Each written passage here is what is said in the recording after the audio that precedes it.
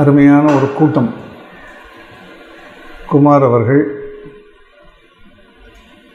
சிட்டியினுடைய புதல்வர் வேணுகோபால், உங்களுக்கெல்லாம் தெரிந்திருக்கலாம் அல்லது தெரியாமலும் இருக்கலாம். மாதந்தோறும் கடைசி ஞாயிற்றுக்கிழமை இதிகாச பாத்திரங்கள் என்ற அற்புதமான ஒரு தொடர் நிகழ்வை நடத்தி கொண்டிருக்கிற என்னுடைய இனிய நண்பர் ரங்கா, அவருடைய மனைவி திருமதி சித்ரா. ரங்கா கொஞ்சம் எழுந்திருந்தா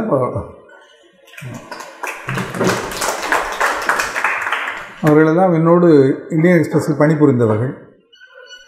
எழுத்தாளர் மாலினி நாராயணன், ரசவாதியின் புதல்வி ரேவதி பாலு, சிறந்த எழுத்தாளர் திரு பத்ரி அவர்கள், இப்படி தெரிந்த மற்றும் தெரியாத பல முகங்கள்.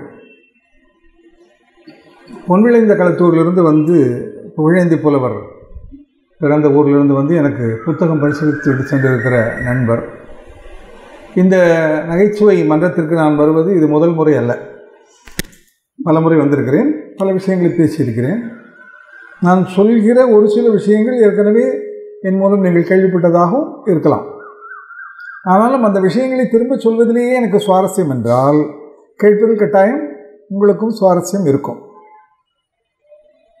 பொதுவாக நான் ஒரு 3/4 மணி நேரம் என்று நினைத்த போது முதலில் இலக்கிய ரீதியான நகைச்சுவை, அப்புறம் என்னுடைய சொந்த வாழ்வு நகைச்சுவை, பிறகு பேச்சாளர்கள், பிறகு எழுத்தாளர்கள், பிறகு நேரம் இருந்தால் 2 அசோகமித்திரன் போன்றோர் எழுதிய கதைகள் இவற்றையெல்லாம் சொல்லலாம் என்று நினைத்து வந்தேன். இப்போது நேரம் குறைவு என்றாலும் இலக்கிய ரீதியாக பார்க்கிற போது நாளை திருச்செந்தூரில் கும்பாபிஷேகம். துறையூர் சிவபிரகாச சுவாமிகள் என்கிற ஒரு துறவி பிரபுலிங்க லீலை என்கிற மகத்தான ஒரு செய்யுள் நூலை எழுதியிருக்கிறார்.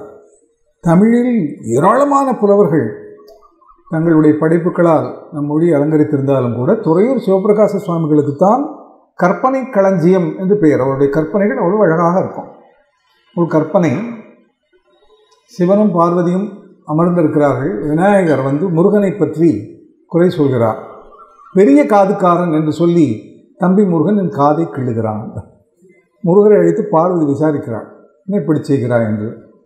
என் அண்ணா 1, 2, 3 என்று 12 என என் கண்களை மறுபடி எண்ணுகிறான். விநாயகரை கூப்பிட்டு நீ அப்படி செய்தாயா என்கிறார். விநாயகர் சொல்கிறார், உன் தும்பிக்கை எவ்வளவு நீளம் என்று தம்பி முழம்போட்டு பார்த்தான் என்று சொல்கிறார். இப்படிப்பட்ட குறும்புகள் செய்கிற அந்த 2 குழந்தைகளையும் சிவன் பார்வதி அணைத்து கொண்டார்கள் என்று ஒரு கற்பனை, நகைச்சுவையான கற்பனை. சிவன் வீதி உலா வருகிறார். சிவனுடைய காதலி பார்வதி தன்னுடைய காதலன் வருவதை எண்ணி அவள் அழகாக அலங்கரித்து கொண்டு வீதி உலா வருகிற சிவனை பார்ப்பதற்காக போகிறாள். அவளிடம் ஒரு விசேஷமான முத்து புல்லக், அதை எடுத்து அணிந்து கொண்டு போகிறாள். சிவனை பார்த்ததும் காதலனை பார்த்த மகிழ்ச்சியை வாய் மலர்ந்து சிரிக்கிறாள். சிரிக்கிற போது அந்த புல்லக்கில் இருந்த முத்து அவளுடைய முத்துப்பல் வரிசையை எட்டி பார்க்கிறது. இவ்வளவு அழகான பல் முத்துக்கு நாம் இணையாக இல்லையே என்கிற தாழாத துக்கத்தில் அந்த புல்லக்கில் இருந்த முத்து தூக்கு போட்டுக்கொண்டு தொங்குகிறது என்று அவர் எழுதுகிறார். இப்படி நிறைய அழகழகான கற்பனைகள் இலக்கியத்தில் உண்டு. நீங்கள் நம்முடைய வாழ்க்கையை உற்று பார்த்தால் நமது வாழ்க்கையிலும் ரசிக்கத்தக்க பல நகைச்சுவை சம்பவங்கள் நடக்கும். அதையெல்லாம் நாட்குறிப்பில் நாம் குறித்து வைத்து கொண்டால் அடிக்கடி இதை நினைத்து மகிழலாம். இப்போது நான் ஆசிரியராக இருக்கும் அமுதசுரபியில் கடந்த 20 ஆண்டுகளாக நான் இருக்கிறேன். அதற்கு முன்னால் 45 ஆண்டுகள் விக்ரமன் இருந்தார். இப்போது எங்களுடைய அமுதசுரபி பத்திரிகைக்கு 78வது ஆண்டு நடக்கிறது. நான் கல்லூரி மாணவனாக இருந்தபொழுது இதே அமுதசுரபிக்கு கவிதைகள் அனுப்புவேன். புகைப்பட கவிதை போட்டின்னு ஒரு புகைப்படத்தை போடுவார்கள். அந்த புகைப்படத்திற்கு ஏற்ற கவிதையை எழுதி அனுப்ப வேண்டும். நான் தொடர்ந்து கவிதை எழுதி அனுப்புவேன். அப்போதெல்லாம் என்னுடைய தாயார் பெயரில் கே ஜானகி என்று கவிதை எழுதி அனுப்பி கொண்டிருந்தேன். விக்ரமனுக்கு எனக்கும் எந்த அறிமுகமும் கிடையாது. அவர் மிக உயர்ந்த ஒரு பத்திரிகையாளர். அவர் என்னுடைய கவிதைக்கு தொடர்ச்சியாக 3 மாதங்கள் அடுத்தடுத்து முதல் பரிசு கொடுத்தார். உடனே யாரோ ஒருவர் கடிதம் எழுதினார், இந்த கே ஜானகி என்பவர் உங்களுக்கு உறவா, தொடர்ந்து முதல் பரிசு கொடுக்கிறீர்களே என்று. அவர் பதில் எழுதினார், பத்திரிகையிலேயே வந்தது, நன்றாக எழுதுபவர்கள் எல்லாமே எனக்கு உறவுதான் என்று. எனக்கு அளவு கடந்த சந்தோஷம். ஆனால் அதில் ஒரு சின்ன விபத்து நேரப்போகிறது என்று எனக்கு தெரியாது. அப்போதெல்லாம் அமுதசுரபியில் இப்போது நாங்கள் அந்த மரபை விட்டுவிட்டோம். கே ஜானகி என்றால் முழு முகவரியையும் போடுவார்கள். அப்படி கே ஜானகி 7 ஏ ராயப்பபுரம் பிரிவு திருப்பூர் என்று பின்கோடோடு அந்த முகவரியை 3 முறை அவர் ரசித்த போது என்னுடைய 70 வயது நிறைந்த கே. ஜானகி என்கிற என்னுடைய தாயாருக்கு ஒரு காதல் கடிதம் வந்தது. அன்பே ஜானகி, உன் கவிதை மனத்தால் நான் அளவு கிடந்த ஒரு மகிழ்ச்சி அடைந்தேன். மணந்தால் உன்னையே தான் மணப்பேன், வேறு யாரையும் மணக்க மாட்டேன் என்று அச்சுப்பிச்சத்தனமாக, காதல் கடிதம் என்றால் அச்சுப்பிச்சத்தனமாக தானே இருக்கும். அப்படி எழுதப்பட்ட ஒரு கடிதம் வந்து சேர்ந்தது. அந்த இல்லண்டை பிரித்து படித்த இந்த அம்மா சிரித்து கொண்டே என்னிடம், எந்த கடங்காரனும் இந்த வயசில் எனக்கு லவ் லெட்டர் எழுதியிருக்காண்டா என்று கொடுத்தார். அதை படித்து பார்த்தால் எல்லோருக்கும் சிரிப்பு. என் அப்பா ஈஸ்டரில் அப்போது அவருக்கு 80 வயது இருக்கும், படுத்து கொண்டிருந்தார். என் அப்பாவிடம் கொண்டு போய், அப்பா உன் மனைவிக்கு ஒரு காதல் கடிதம் என்று கொடுத்தேன். பொறுமையாக படித்து பார்த்தா மூஞ்சி கடுகடுவென்று சிவந்து விட்டது. என்னப்பா கோவமா என்று கேட்டேன். பின்ன எங்கிட்ட கொடுத்து திருத்தி வாங்கியிருக்க கூடாது, எவ்வளோ ஸ்பெல்லிங் மிஸ்டேக் என்றார் அவர். அதை நினைத்து வெகு நாள் சிரித்து கொண்டிருந்தோம். மாதிரி நான் கதர் வேட்டி கதர் சட்டை என்று கதரை அணிபவன். எங்கள் குடும்பம் சுதந்திர போராட்ட தியாகிகள் குடும்பம். ஆனால் நான் அணிகிற இந்த கதர் வேட்டி சட்டையை பார்த்து எங்கள் குடும்பத்தில் பெரியவர்கள் எல்லாம் சிரிப்பார்கள். ஏனென்றால் இது நான் கடையில் வாங்கி அணிகிற கதர். அவர்களெல்லாம் அவர்களை நூற்று அந்த நூலை கொடுத்து கதர் வாங்கி அணிவார்கள். வேணுடைய அப்பா சிட்டி, எழுத்தாளர் மகரம், தீபம் நா பார்த்த சாரதி, கிவா ஜெகநாதன், ஆர்வி என்றெல்லாம் அந்த கதர் அணிகிற எழுத்தாளர்கள் நிறைய இருந்தார்கள். தீபாவளி பொங்கலின் போது தள்ளுபடி வரும். தள்ளுபடி நேரத்தில் ஒரு 5 வேட்டி 5 ஜிப்பா என்று வாங்கிக் கொள்வோம். அதற்காக நான் கதர் கடைக்கு போனேன். கரை பார்த்து இன்னென்ன கரையில் வேட்டி வேண்டும் என்று 5 வேட்டி வாங்கி அதை கட்டி வைத்தேன். அந்த பெண் உதவியாளர் அதை தள்ளி எடுத்து வைத்தார். அதற்கு பில் ஒரு இடத்தில் கொடுத்துவிட்டு அந்த சீட்டை காண்பித்து அந்த கதர் வேட்டிக்கட்டை நான் எடுத்துக்கொள்ள வேண்டும். இன்னொருவர் வந்தார். அவரும் கதர் வேட்டி கதர் சட்டை அணிந்து வந்திருந்தார். அவருக்கு பிரியமான கரை வேட்டிகளை பார்த்து எடுத்து வைத்துக் கொண்டார்.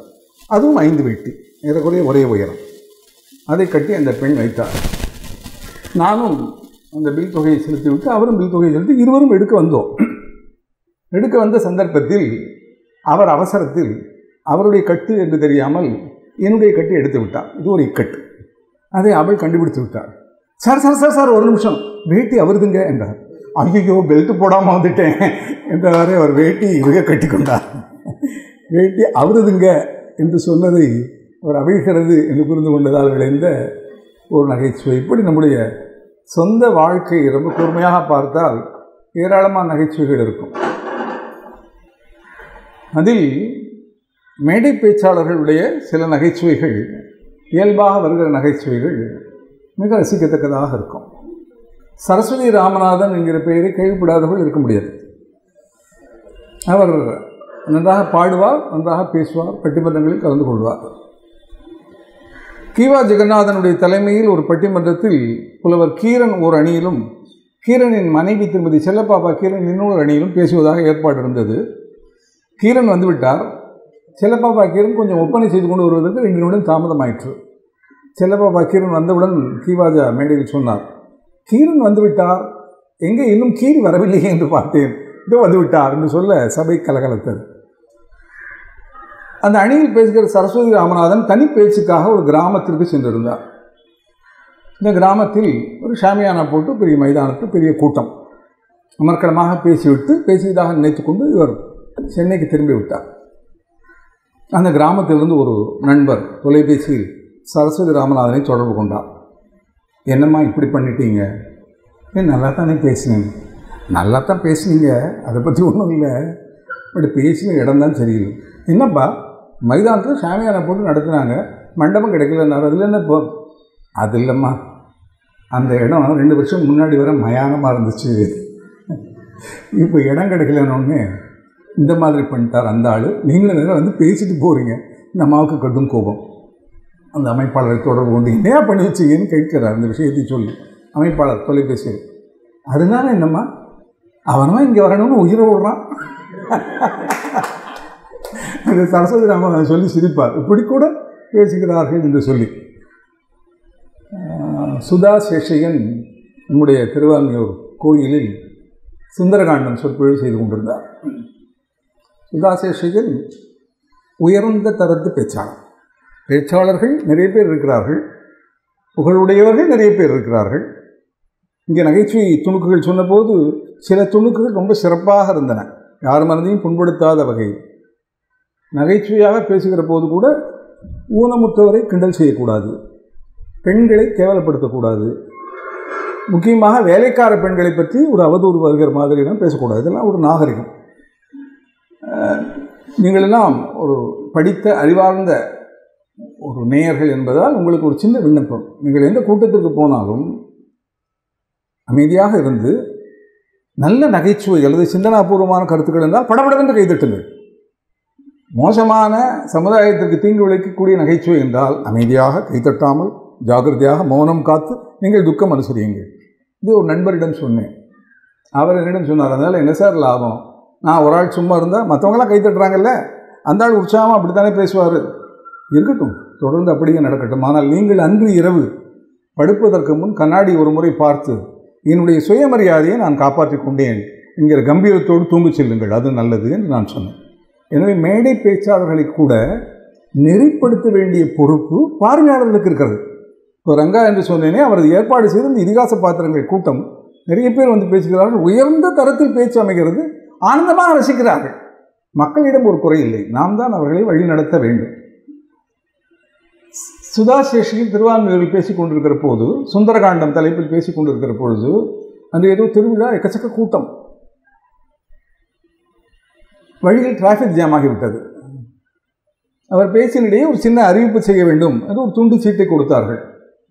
சுதா சேஷன் இந்த சீட்டை படித்து சொன்னார், ஒரு சின்ன விளம்பர இடைவேளை, ஒரு அறிவிப்பு, TNC 4387 இந்த எண்ணுள்ள கார் வெளியே இடையூறாக நிற்கிறது, யார் அதன் உரிமையாளரோ அவர் அதை எடுத்துவிட வேண்டும். காரின் எண்ணை சொன்னேன். இது என்ன கார் என்று சொல்லவில்லை அல்லவா, சுந்தரகாண்டத்தின் நடுவே எது வரும், மாருதி தான் என்றார். அந்த நேரத்தில் வரக்கூடிய ஒரு நகைச்சுவை. இப்படிப்பட்ட நகைச்சுவைகள் நம்முடைய ஒரு நல்ல நகைச்சுவை என்பது ஹஹஹா என்று சிரிக்க வைக்காது, மனதில் ஒரு மெல்லிய இன்பத்தை ஏற்படுத்தி முகத்தில் ஒரு சின்ன முறுவலை தோற்றுவிக்கும். அப்படிப்பட்டவை தான் நல்ல நகைச்சுவை. அப்படி பேச்சாளர்கள் மாதிரி எழுத்தாளர்கள் மிகச்சிறப்பாக பேசக்கூடியவர்கள். தமிழ் எழுத்தாளர்களில் மிகச்சிறந்த நகைச்சுவையை பேசக்கூடிய எழுத்தாளர்கள் 2 பேர். ஒருவர் சிட்டி, அவருடைய புதல்வர் தான் இங்கே வந்திருக்கிறார். இன்னொருவர் துமிலன், அவர் காலமாகிவிட்டார். துமிலனும் கதர் வேட்டி கதர் சட்டை அணிகிறவர், நானும் கதர் வேட்டி கதர் சட்டை அணிகிறவன். ஒரு நாள் அந்த மின் தூக்கி லிஃப்ட், அதில் நாங்கள் காத்திருந்த பொழுது தற்செயலாக அன்றைக்கு வந்திருக்கிற அந்த பணியாள் அவர் கதர் பேண்ட் கதர் ஷர்ட் அணிந்து வந்திருந்தார். துமிலன் அதை கவனித்து விட்டு, என்னையா இது, நாங்கள் தான் கதர் கதர்னு கதறோம், நீங்கள் புதுசாக நீ சேர்ந்து கதற என்றார். அவன் வெட்கத்தோடு சிரித்தான். இல்லை, கதர் தான் இந்த வெதருக்கு நல்லதுன்னு உங்கள் மதர் சொல்லிட்டாங்களா என்று கேட்டார். இப்படி அழகாக பேசக்கூடியவர்.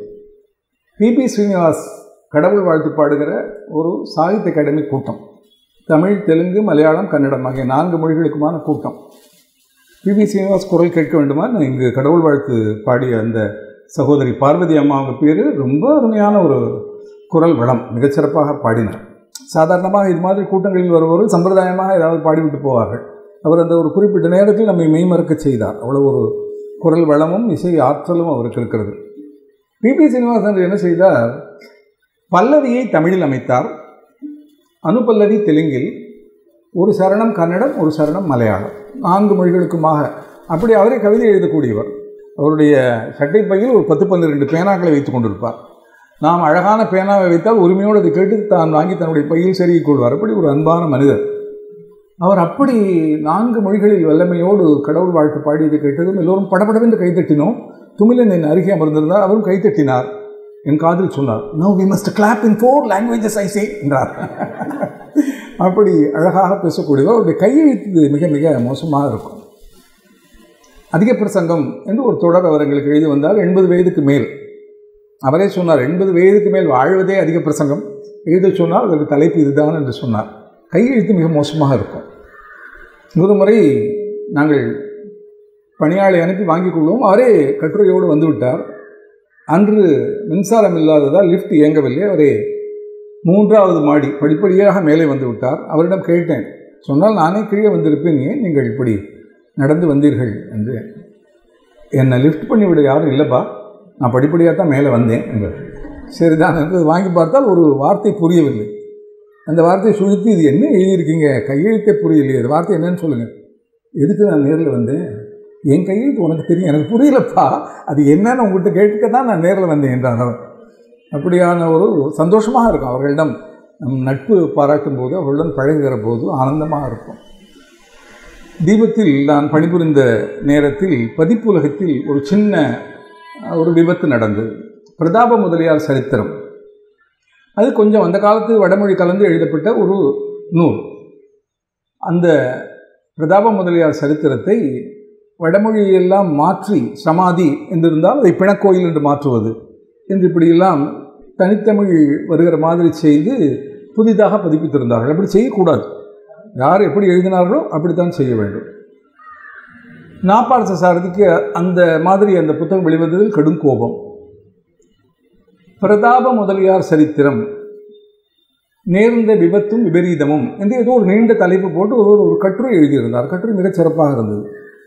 அதை அப்படியே தீபத்தில் வெளியிடுவதென முடிவு செய்தோம். அப்போது நாப்பா தலைப்பு வேறு மாதிரி வைக்க வேண்டும், நான் கொடுக்குற தலைப்பில் போடுங்கள் என்றார். தலைப்பை போட்டோம். அந்த தலைப்பு பெரிதும் பேசப்பட்ட தலைப்பு, பரிதாப முதலியார் சரித்திரம். தலைப்பு கொடுப்பதில் ஏஎன் சிவராமன் பெரிய நிபுணர். இந்து அலுவலகத்தில் கிளர்க்காக பணிபுரிந்து கொண்டிருந்த ஒரு நபர் தினமணி கதிரில் நான் பணிபுரிந்த காலத்தில் என்னை வந்து சந்தித்தார். அதுக்கு வாழ்க்கையில் ஒரு பெரிய பிரச்சனை. அதை சொல்கிறேன், நான் ஒரு கடிதமாக எழுதுகிறேன், நீங்கள் வெளியிட முடியுமா என்று கேட்டார். கட்டாயம் எழுதித்தாருங்கள் என்றேன். பிரச்சனை இதுதான். அவர் ஹிந்து பத்திரிகையில் சேர்வதற்கு முன்னால் கொஞ்ச காலம் நடிகராக திரைப்படங்களில் சின்ன சின்ன வேடங்களில் நடித்திருக்கிறார். நடிப்புத் துறையில் பெரிய அளவில் வர வேண்டும் என்று அவருக்கு ஆவல் ஆற்றலும் உண்டு. ஆனால் அதற்கெல்லாம் நேரம் அதிர்ஷ்டம் எவ்வளவோ வேண்டும் என்பதால் அவரால் அவ்வளவு தூரம் காத்திருக்க முடியாமல் நடிப்புத் துறையை விட்டு விலகி இந்துவில் வேலைக்கு சேர்ந்து விட்டார் ஒரு கிளர்க்காக. அப்படி சில ஆண்டுகள் ஓடிவிட்டன. திடீரென்ற போதெல்லாம் பொதிகை மட்டும்தானே தொலைக்காட்சி. பொதிகையில் ஒரு அறிவிப்பு, குறிப்பிட்ட படம் வரும் ஞாயிற்றுக்கிழமை மாலை 6:30 மணிக்கு என்று. இவருக்கு உல்லாசம், அது அவர் நடித்த படம். உறவினர்களுக்கெல்லாம் கடிதம் போட்டார், வீதியில் உள்ள அனைவரையும் வரவழைத்தார். அன்று மாலை எல்லோருக்கும் பிஸ்கட் என்ன, டீ என்ன உபச்சாரம். உட்கார்ந்து பார்த்து கொண்டே இருந்தார். நீளம் காரணமாக அவர் நடித்த 7 நிமிட காட்சியை வெட்டிவிட்டார். இப்படி செய்யலாமா என்று ஒரு கடிதம் எழுதி கொடுத்து விட்டு போனார். அதை பிரசுரத்திற்காக எடுத்து வைத்திருந்த போது ஏன் சிவராமன் அப்படி வந்தார். என்னப்பா என்ன என்றார். வேறு இந்த மாதிரி இந்து என்ன பிரச்சனை என்றார். படித்து பாருங்கள் என்று கொடுத்தேன். படித்தார். சரி சரி, இந்த தலைப்பு வேண்டாம், நான் ஒரு தலைப்பு கொடுக்குறேன், அந்த தலைப்போட போடு என்று அவர் தலைப்பை எழுதிவிட்டு போனார். தலைப்பு கொடுப்பதில் ஒரு பெரிய நிபுணர். மறுநாள் அந்த தலைப்போடு அந்த செய்தி வெளியாகியது. அப்படிப்பட்ட ஒரு தலைப்பு அதற்கு முன்போ பின்போ எந்த காலத்திலுமே எந்த பத்திரிகையிலுமே வர முடியாதபடியான ஒரு தலைப்பு. அந்த தலைப்பை பார்த்ததும் எல்லோரும் இவரை பாராட்டி தீர்த்தார்கள் என்பதால் ஒரு பெரிய சாக்லேட்டின் வாங்கி கொண்டு வந்து எங்கள் எல்லோருக்கும் ஆளுக்கு ஒரு சாக்லேட் கொடுத்து அந்த தலைப்பை கொண்டாடினார். ஏஎன் சிவராமன் கொடுத்த தலைப்பு என்னை காணவில்லை. அப்படி ஒரு தலைப்பு யாரும் கொடுத்தே இருக்க முடியாது. உஸ்மான் சாலையை இருவழிப்பாதையாக இருந்ததை ஒரு வழிப்பாதையாக மாற்றினார்கள். அதை பார்த்து ஆய்வு செய்து அது மறுபடி இருவழிப்பாதையாக மாற்ற வேண்டும், ஒரு வழிப்பாதையாக மாற்றுவது சரியில்லை என்று நான் ஒரு கட்டுரை எழுதினேன். தினமணியில் எப்படி என்றால், கட்டுரை நல்ல சிறப்பான கட்டுரை என்று ஆசிரியர் முடிவு செய்தால் பைலைனில் நம் பெயரை போடுவார்கள். இல்லாவிட்டால் நம் பெயர் இல்லாமல் அது செய்தி போல வரும். ஏஎன் சிவராமன் வந்தார். என்னடா என்னமோ எழுதியிருக்க போல இருக்கு, பாருங்கள் சார் கொடுத்து. நல்லா தான் எழுதியிருக்க, தலைப்பு நான் கொடுக்கவா என்றார். கொடுங்க சார் என்று ஒரு தலைப்பு கொடுத்தார். கொடுத்தவர் இப்படி யோசித்து விட்டு தலைப்பின் கீழே திருப்பூர் கிருஷ்ணன் இது பெயரையும் எழுதினார். அது எனக்கு அவர் கொடுக்குற பெரிய ஒரு கௌரவம். மறுநாள் திருப்பூர் கிருஷ்ணன் என்ற பெயரோடு அந்த செய்தி வெளிவந்து விட்டது. தலைப்பு பிரமாதம், கட்டுரை விடுங்க, தலைப்பு என்ன பிரமாதமாக கொடுத்துருக்கடா என்று எனக்கு தொலைபேசி.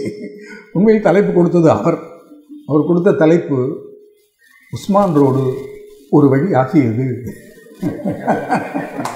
அந்த மாதிரியான ஒரு அவர்களிடம் பணிபுரிகிற பொழுது அவ்வளவு ஆனந்தமாக நமக்கு உல்லாசமாக இருக்கும். எழுத்தாளர்கள் பொதுவாகவே பொறாமை உணர்வும் உடையவர்கள். ஒருவரை பார்த்து இன்னொருவருக்கு பொறாமை, ஒருவருடைய வளர்ச்சி, இதெல்லாம் எழுத்துலகில் சகஜம்.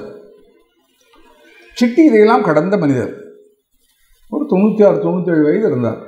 அவருடைய அந்த பிறப்பு ரீதியான வயது 97. அவர் இறக்கிற முந்தின நாள் வரை அவர் மனதின் ரீதியாக அவருக்கு வயது என்பது 25 தான் இருக்கும். இளைஞர்களோடு தான் பழகுவார், ஆனந்தமாக பேசுவார். அவரை மாதிரி அது சிட்டியை பற்றி தனியாக 2 மணி நேரம் பேசலாம். அவர்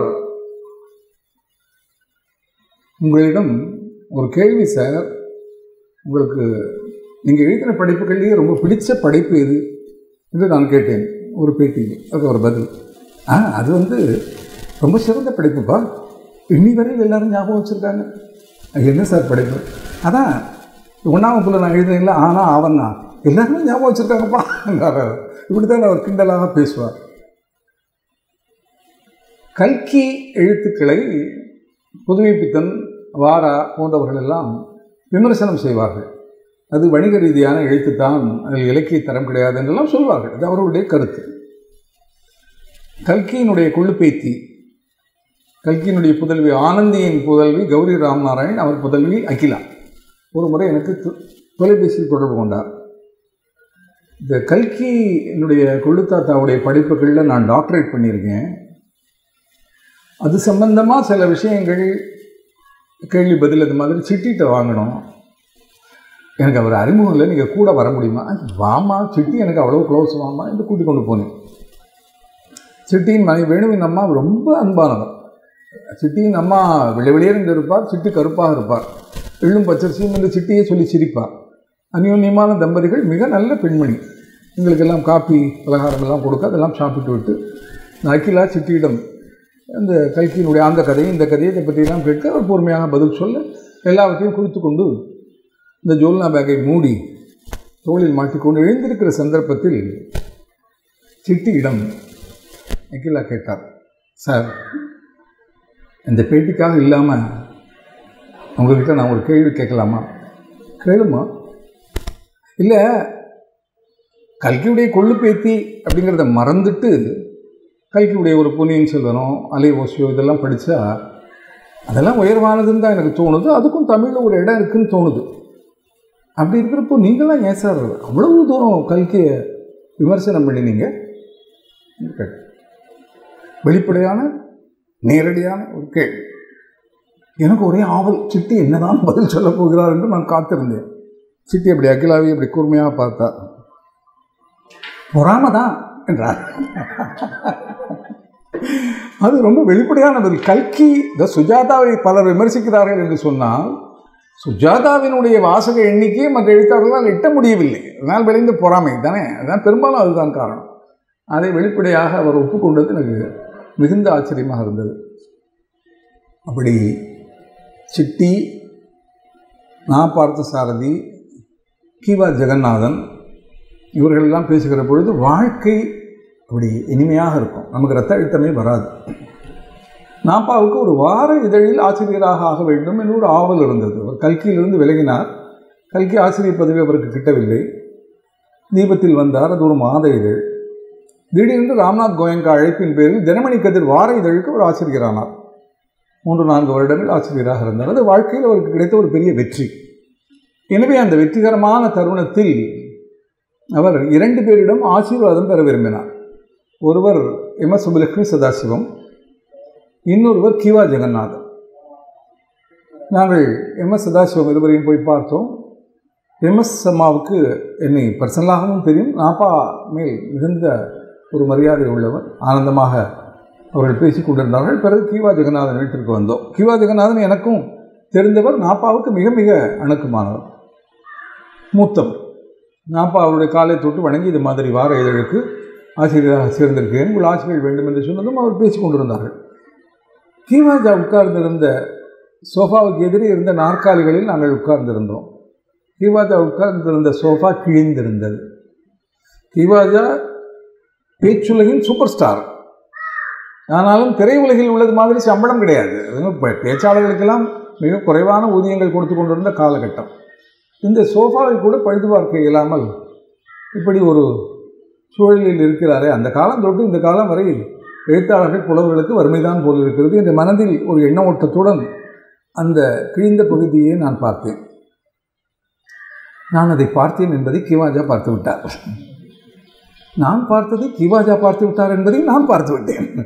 பேசாமல் இருந்தேன். கிவாஜா என்ன பார்க்குறீங்க என்று கேட்டார். அது ஒன்றும் இல்லை என்று. கிருஷ்ணன், உயிருள்ள மரம் காலப்போக்கில் காய் விடும், கனி விடும். உயிரில்லாத மர சோஃபா காலப்போக்கில் பிஞ்சு விடும் என்றார். இப்படித்தான் எல்லோரும் ரசிக்கக்கூடிய வகையில் பல்வேறு வகையான ஸ்லேடைகளை உடனுக்குடனே பேசுவதில் அவர் வல்லவர். ஒருமுறை எழுத்தாளர் சங்க தலைவர் வாசவன் கியாபி விஸ்வநாதனை பேச அழைத்திருந்தார். அழைப்பிதழ் தயாராகிவிட்டது, எல்லோருக்கும் அனுப்பியாகிவிட்டது. சிறப்பு சொற்பொழிவு கியாபி விஸ்வநாதன் என்றும் போட்டாயிற்று. கியாபி விஸ்வநாதன் பெரிய தமிழறிஞர். அவருடைய புதல்விதான் மணிமேகலை கண்ணன் என்று இப்பொழுது கம்பன் கழகத்தில் எங்களுடன் உறுப்பினராக இருப்பவர். கியாபி விஸ்வநாதத்திற்கு எழுத்து சீர்திருத்தம் பிடிக்காது. ஐராவதம் மகாதேவன் தினமணி ஆசிரியராக ஆனபோது எழுத்து சீர்திருத்தத்தை தினமணியில் கொண்டு வந்தார். அந்த காலகட்டத்தில் துக்ளக்கில் நாப்பார்த்த சாரதி செருப்புக்காக காலை வெட்டாதீர் என்று எழுத்து சீர்திருத்தத்தை எதிர்த்து எழுதினார். பிறகு நாப்பாவை கணிப்பொறிக்கு அது தேவைப்படுகிறது என்று கருத்தை மாற்றிக்கொண்டார். கியாபேவுக்கு எழுத்து சீர்திருத்தம் தினமணியில் வந்தது பற்றி கடும் கோபம். ஐராவதம் மகாதேவனை சந்திக்க வந்தார். வெளிவெளியர் என்று இருப்பார். என்னிடம் வந்து இந்த மகாதேவனை பார்க்க வேண்டும், அழைத்து செல்லுங்கள் என்றால் நான் அழைத்து சென்றேன். மகாதேவனிடம் அவர் கேட்டார், என்னையா எழுத்து சீர்திருத்தம்?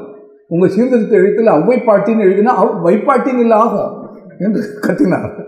ஐராவதம், இதெல்லாம் சின்ன ஸ்லேடை, அதற்காக எல்லாம் இதை நாம் புறக்கணிக்க முடியாது. அதில் அவ்வை பாட்டி என்று எழுதி நடுவே இடைவெளி விடுவோம், சரியாக புரிந்து கொள்வார்கள் என்றெல்லாம் விளக்கினார். அதெல்லாம் ஒரு புறம். அந்த கியாபி விஸ்வநாதன் பெயர் அந்த பத்திரிகையில் அச்சிடப்பட்டு விட்டது. அந்த அழைப்புதல் எல்லோருக்கும் போய்விட்டது. இன்று மாலை கூட்டம் என்றால் இன்று காலை கியாபி விஸ்வநாதன் வாசவனுக்கு தொலைபேசியில் தொடர்பு கொண்டு சொல்கிறார், என்னையா பண்ணுறது, தொண்டை கட்டி இருக்கு என்று. இப்பொழுது இப்படிப்பட்ட ஒரு இக்கட்டு இருக்கிற போது அவரை பேச கூப்பிட நிச்சயம் முடியாது, கூட்டத்தை ரத்து செய்யவும் முடியாது. யோசித்த வாசவன் கிவாஜாவுக்கு தொலைபேசியில் தொடர்பு கொண்டார்.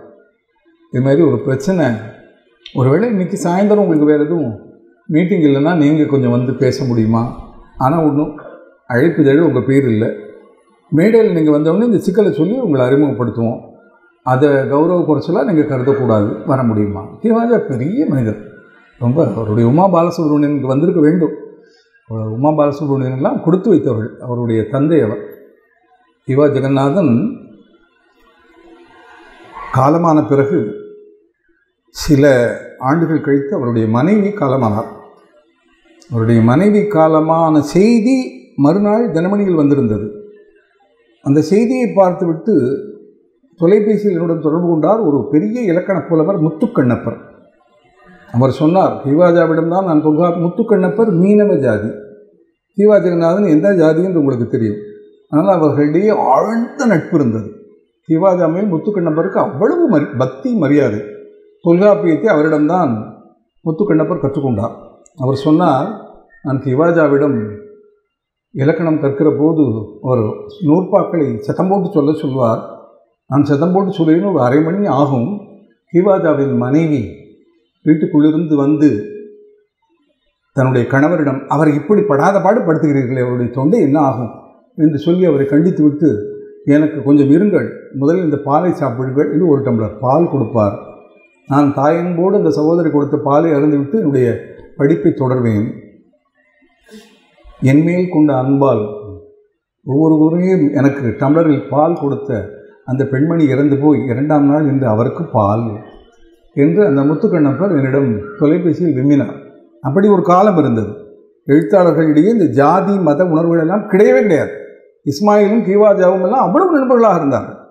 தமிழ் பலரை இணைத்தது, அரசியல் எல்லோரையும் பிரிக்கிறது. இதுதான் இன்றைக்கு இருக்கிற சூழல்.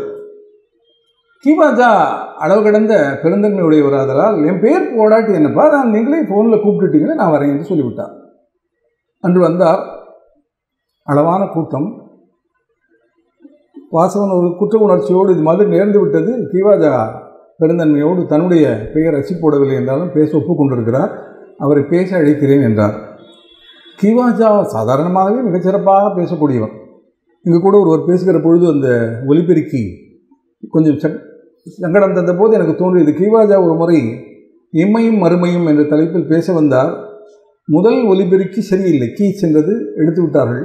2வது ஒலிபெருக்கி கொண்டு வைத்தார்கள். அதுவும் கீச்சிட்டது. அதுவும் எடுக்க சொல்லிவிட்டார். நான் சத்தம் போட்டு பேசுகிறேன் என்று பேச ஆரம்பித்தார். இம்மையும் மறுமையும் என்ற தலைப்பில் பேச வந்தேன்.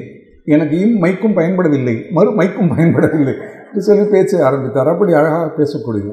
அன்று நல்ல ஒரு உற்சாகமான மனநிலையில் ஹிவாஜா இருந்தார். மிக பிரமாதமாக 1 மணி நேரம் முழங்கினார். ஆனந்தமாக எல்லோரும் கேட்டோம். அதன் பிறகு வாசன் மிகுந்த நிகழ்ச்சியோடு ஒலிபெருக்கி முன் வந்தார்.